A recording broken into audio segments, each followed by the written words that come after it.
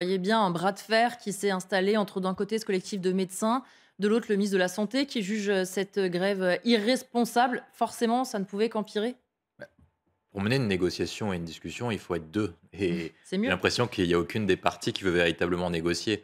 Quand vous commencez vos revendications en demandant un doublement de la consultation, alors que l'objectif du gouvernement, c'est limiter, l'augmentation du déficit Mmh. et maintenir un équilibre des finances publiques et si possible, essayer de mettre le moins d'argent possible sur la table, vous vous dites que c'est pas ça commence mal et de l'autre côté, le gouvernement n'a pas forcément donné les signaux pour aux médecins pour les inciter à gouverner à négocier. Je pense que le point essentiel de chacune des négociations que doit mener le gouvernement, c'est est-ce que les revendications vont dans le sens de l'intérêt général Mmh. ou est-ce qu'ils défendent uniquement leur propre intérêt, en gros pour aller vite, parce qu'ils font des revendications pour aller mieux le jour d'après. Moi, je pense que toutes les revendications qui sont là pour le bien-être, pour le plaisir et faire du social sont vouées à l'échec. Et il ne faut pas que le gouvernement cède dessus, et il faut qu'il maintienne un cap ferme pour montrer qu'il y a encore un objectif d'idéal et d'intérêt général dans ce pays. Si par cas vous cédez à la première revendication, en fait, tous les autres vont faire Mmh. exactement la même chose et c'est ce qui est en train de se passer avec des mouvements qui émergent un peu partout pour Mmh. augmenter et demander de nouvelles négociations et de nouvelles revendications. Est-ce que les médecins, dans leurs revendications, certaines sont légitimes ou pas? Oui, il y en a certaines, comme la suppression des actes administratifs, Mmh. jusqu'à la réduction des actes administratifs, etc. Mais est-ce que, en augmentant l'honoraire d'une consultation à 25 à 50 euros, la médecine ira mieux? Est-ce que Mmh. les patients seront mieux payés? Est-ce que les patients seront mieux reçus? Est-ce que vous aurez plus de médecins dans les déserts médicaux? Je pense que non.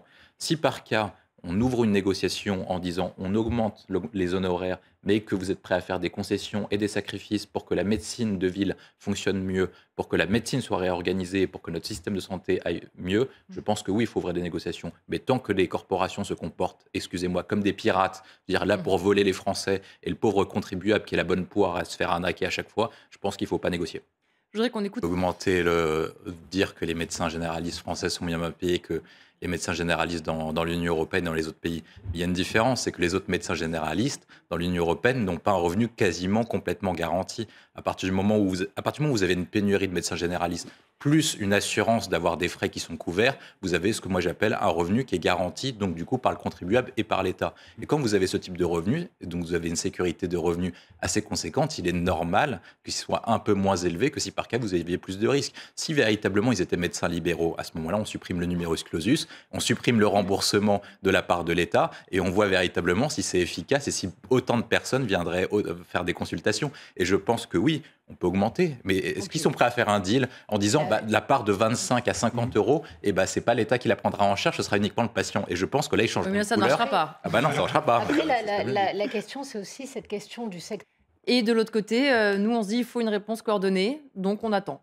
Voilà. Je caricature, De toute mais façon, c'est à peu près le principe de l'Union européenne avec des États solidaires mais concurrents entre eux. Et donc, du coup, oui, chacun prend ses propres mesures pour briller. Il y a un point intéressant dans ce que fait l'Espagne, et je pense qui interpelle au niveau de l'Union européenne, c'est quelle politique mener vis-à-vis de la Chine.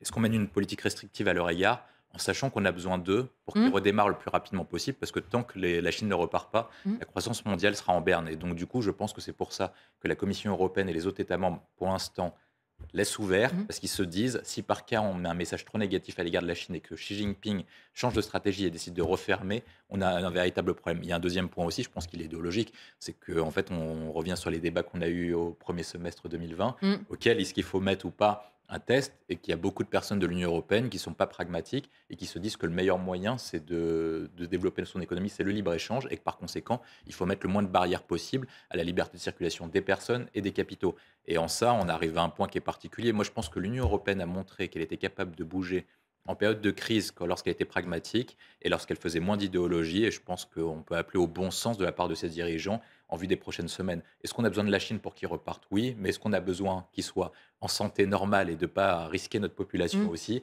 Donc je pense que mettre un test de dépistage à l'entrée de chaque aéroport vient du bon sens.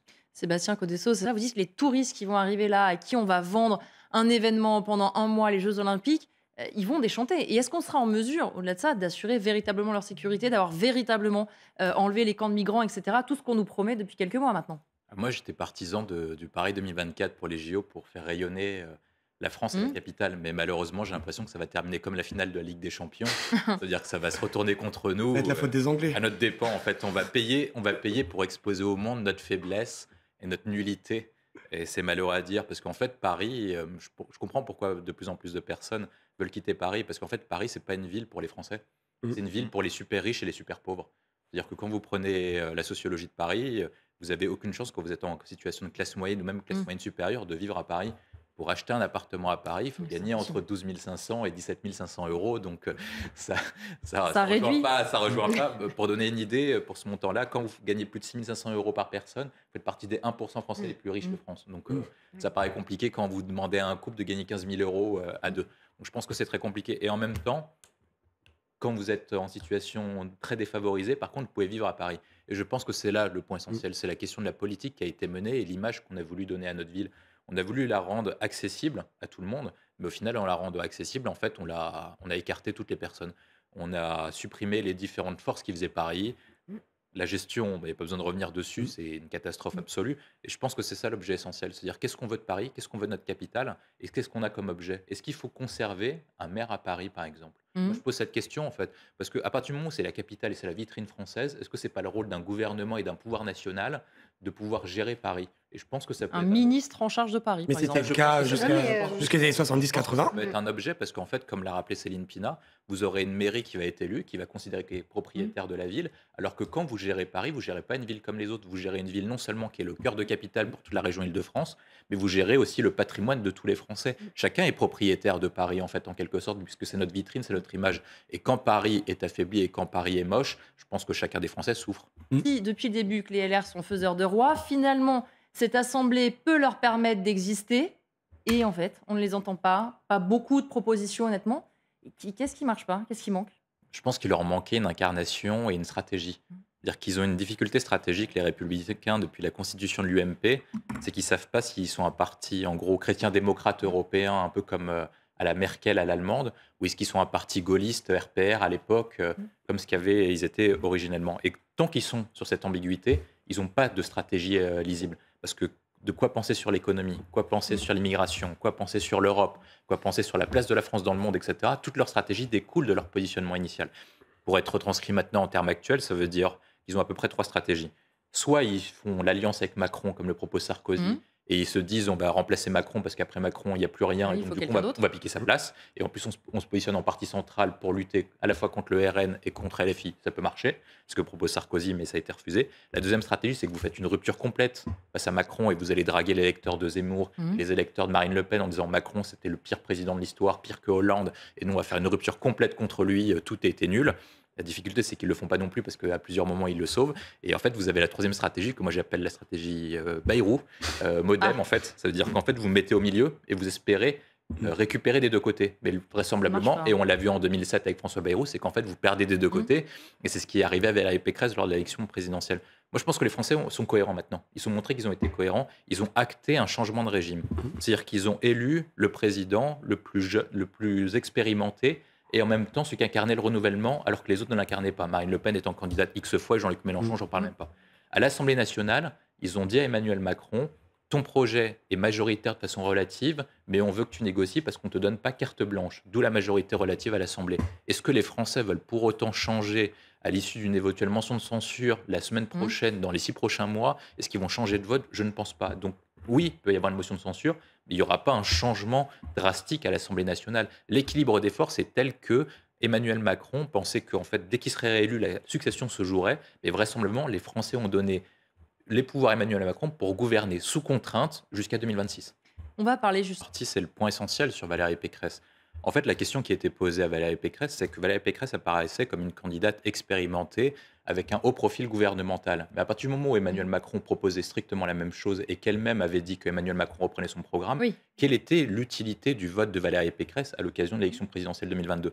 En gros, pour voter Zemmour, voter parce que le passé c'était mieux qu'aujourd'hui. Quand vous votez Marine Le Pen, c'est parce que vous avez besoin de quelqu'un d'autoritaire et que vous faire des câlinothérapies avec un programme social très généreux. Et Emmanuel Macron, faites entrer la France dans la modernité, dans le XXIe siècle et dans le programme européen. Mais quelle était l'utilité du vote de Valérie Pécresse? C'était ça qui était posé. Parce qu'au-delà des questions d'appareil, moi je pense que quand vous regardez les élections présidentielles et surtout le score des résultats des élections législatives, c'est que les Républicains ont fait plus de voix aux élections législatives avec moins de participation qu'à l'élection présidentielle. Ça veut dire que c'est pas LR qui a été démonétisé, C'est la Avec personne. des entrants aussi, c'est pas uniquement des personnes qui Ah oui. gardaient leur siège, il y a Ah oui, quelques entrants chez tout à fait. Donc ça veut dire que c'est la personnalité de Valérie Pécresse qui a été mise en cause. L'élection présidentielle, c'est une rencontre entre un homme et un peuple. Valérie Pécresse, moi je me rappelle pour en avoir échangé ce jour-là, je devais commenter le meeting et j'avais dit Valérie Pécresse, normalement c'est la candidate qu'on vous dit bon élève qui ne peut pas louper son affaire. Donc vous dites que le meeting qui est conduit à sa chute ne peut pas être un grand succès parce que c'est pas une grande oratrice. Par contre, ça peut pas être la cata. Bon, finalement, ça a été la grande cata. Et au fil du moment, quand vous prenez tout le fil de la campagne, il n'y a pas un seul moment où vous voyez Valérie Pécresse rentrer en harmonie avec les Français. Il n'y a pas un moment marquant, il n'y a pas une proposition, il n'y a pas une incarnation. Et puis ensuite, quand vous regardez la situation, c'était la plus mauvaise candidate dans la situation actuelle. C'est-à-dire que vous avez besoin de quelqu'un pour gérer la crise internationale. Elle n'a aucune expérience internationale. C'est celle qui faisait la moins chef de l'État en termes d'affaires régaliens. Ça aurait été peut-être différent avec Michel Barnier, avec l'entrée de la guerre en Ukraine. Deuxième point, vous avez un problème de crise économique qui est très forte. Et Valérie Pécresse était en antagonisme avec les valeurs des Français à ce moment-là, parce qu'on sait que quand on est en période de crise, c'est souvent les partis de gauche qui gagnent, 81 avec Mitterrand et 2012 avec François Hollande, et c'était la candidate la plus riche. Sur tous les points, Oui, elle était... ça, c'est pas parce qu'on est riche qu'on peut pas comprendre. Non, mais c'est-à-dire que sur tous les Avant points, tout pour. sur tous les points, elle était en antagonisme avec les Français. Parce que vous ne pouvez pas passer d'un parti qui fait 20% avec des affaires à 4,65% 5 ans après sans affaires. Donc il y a un véritable souci. Et moi, je pense que ce souci, c'était que Valérie Pécresse n'avait pas de proposition et que son incarnation a été rejetée personnellement par les Français. Autre problème, les manifestations. Et vous, retour des Gilets jaunes. William Tay, manifestation, vous les voyez pour quand? Moi, je le vois très rapidement, surtout qu'Emmanuel Macron s'est trompé de fenêtre de tir sur la réforme des retraites. Je pense qu'il va aller faire rapidement, au sortir de septembre, et si possible, au passant au forceps en faisant un amendement au PLFSS. Oui. En gros, on y passe tout droit, quitte à mécontenter, autant y aller jusqu'au bout. Il n'a pas voulu le faire. Et je pense qu'il a commis de multiples erreurs à son début de nouveau quinquennat. Et en fait, à partir du moment où il a lâché sur la SNCF, il a lâché auprès de certaines corporations, je pense que d'autres vont se greffer, parce que c'est ce qui s'est passé lors des Gilets jaunes en 2018. Une fois que quelqu'un a demandé quelque chose et que La convergence des luttes. et que le roi a donné quelque chose à son bon peuple, chacun viendra à Paris pour demander sa petite miette de gâteau. Et je pense que là, il entre dans une spirale infernale. Je pense que le sujet essentiel, c'est comment il fait pour reprendre la main. Et moi, je pense qu'il faut y aller très fort et donner un acte symbolique en coupant la tête de quelqu'un. Ah, et alors il va couper la tête de. Je pense que le plus simple, c'est les médecins. Parce qu'en fait, c'est des CSP+. Oui. Pourcent. Ouais, mais il y a une étude qui est intéressante qui a été menée en 2008, c'est que lors de le plus fort de la crise des subprimes, on a vu que lorsque l'État était défaillant, les associations locales et familiales, il y avait une très forte solidarité. Donc, On est d'accord. En France, même avec 10 millions de pauvres, il n'y a Sauf- pas beaucoup de personnes Sauf qui que ont la différence de la France de 2008 face à la France de 2020. Philippe n'a pas d'impact dans l'opinion et parce qu'Elisabeth Borne n'a pas d'impact dans l'opinion. Mm. Vous envoyez Édouard Philippe auprès des Gilets jaunes, je pense que les Gilets jaunes s'en foutent. Vous envoyez Elisabeth Borne Oui. négocier, ça a peut-être davantage Jusqu'au de poids moment pour où vous lui négocier. coupez la avec- tête en le disant avec je le les remplace, syndicats. c'est moi le président, vous allez m'aimer pour ça. Mais pourquoi je pense qu'Emmanuel Macron va couper la tête de quelqu'un? Parce que quand vous regardez toutes les différentes crises d'Emmanuel Macron, il fait toujours deux choses. Il dit oui quand il y a des drapeaux en bas de chez lui, c'est-à-dire que dès qu'il y a des manifestations, il dit oui. Et surtout, il désigne un bouc émissaire. C'est-à-dire qu'il a toujours désigné un bouc émissaire pour dire c'était la faute de tel type de secteur d'activité ou telle catégorie que la politique française ne marchait pas. Et parce que c'est un classique, c'est-à-dire refonder l'unité de la... Patient que des Je suis d'accord avec une grande partie des propos qu'a tenu Céline Pilla. Sur moi, c'est sur le constat général auquel je ne suis pas d'accord. Quand vous regardez la société occidentale dans son ensemble, en gros, depuis l'avènement des révolutions industrielles, ce n'est pas l'explosion des inégalités qui a conduit au déclassement et à la paupérisation et à l'échec d'une civilisation ou d'un régime. Ce qui se joue là actuellement, plutôt que l'explosion des inégalités, c'est en fait que toute la société française est tirée par le bas, même au sein des élites françaises. Quand vous discutez, ça doit être votre cas aussi, avec des personnes qui sortent de grandes écoles, c'est qu'actuellement, ils font ce qu'on appelle des bullshit jobs. C'est-à-dire qu'ils font ce sont des ouvriers du tertiaire, en gros, pour résumer. Ils font des tâches répétées auxquelles il n'y a plus de sens. Et quand vous regardez, toute la société est tirée par le bas, et pas uniquement la classe moyenne et les classes populaires. C'est qu'en fait, les classes moyennes doivent payer par quasiment, parce que ce sont les seuls actifs qui travaillent pour toute la société française. Même la classe moyenne supérieure est en voie de paupérisation parce que leur travail ne donne plus de sens et parce qu'ils n'ont plus de sens à leur vie. Et en plus, ils se sont posés beaucoup de questions pour la crise sanitaire. Et leurs revenus sont finalement très bas par rapport aux autres pays de classe comparable. Votre point de vue